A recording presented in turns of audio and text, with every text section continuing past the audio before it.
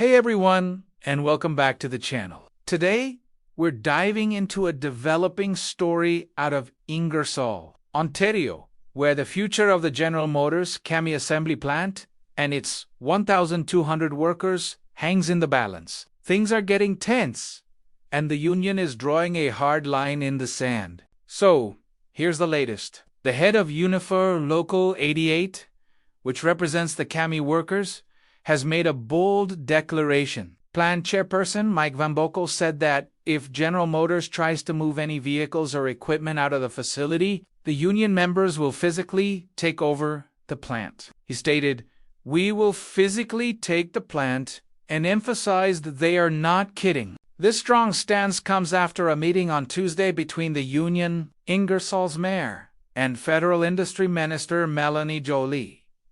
The purpose of the meeting was to get an update on negotiations with GM about the plant's future. While no solid news came out of it, Van Boekel mentioned he's hopeful. He said Minister Joly indicated that talks with GM are going good and that progress is being made. Of course, when you're talking about investments potentially worth over $1 billion, these decisions don't happen overnight. But the union is stressing the need for continuous communication. We reached out to the minister's office for a comment but haven't heard back yet. Now, let's rewind a bit to understand how we got here. The uncertainty started last month when GM announced it was stopping production of its electric BrightDrop delivery vans at the Ingersoll plant. Production had already been paused back in April with the initial plan to resume this fall. But then, on October 21st, GM made the call to end BrightDrop production for good,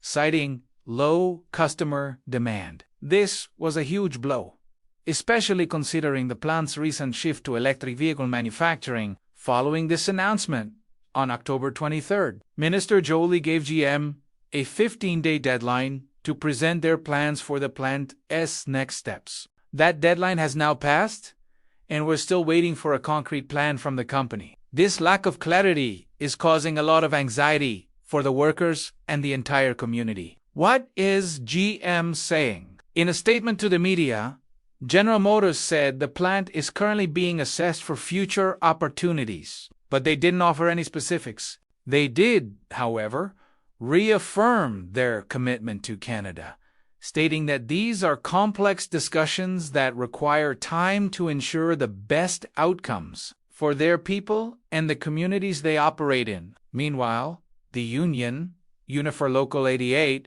had to postpone a planned online Q&A session with its members. It was scheduled for Wednesday, but has been pushed to early next week. The frustration among the workers is palpable. Van Boekel reiterated the union's position in a statement.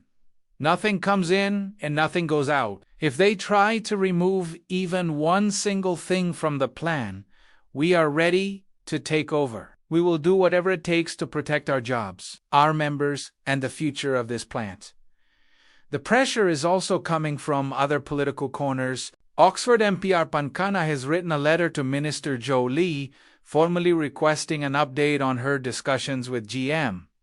He highlighted that the 15-day deadline has passed and that, with the holiday season approaching, the community is terrified about what the future holds. They are anxiously waiting for some real answers and a clear path forward for the CAMI plant. This situation is a powerful reminder of how interconnected our local economies are with these major manufacturing plants. The loss of BrightDrop production isn't just about the 1,200 direct jobs at GM. It creates a ripple effect that impacts numerous other businesses in the region that supply and support the plant. It's a story about jobs, community, and the ongoing transition to electric vehicles in the auto industry. We'll be keeping a close eye on this story as it develops. The next few days could be critical, especially with the union's promise to take action if GM makes any moves to clear out the plant. What will GM's next move be? Will the federal and provincial governments step in with a solution?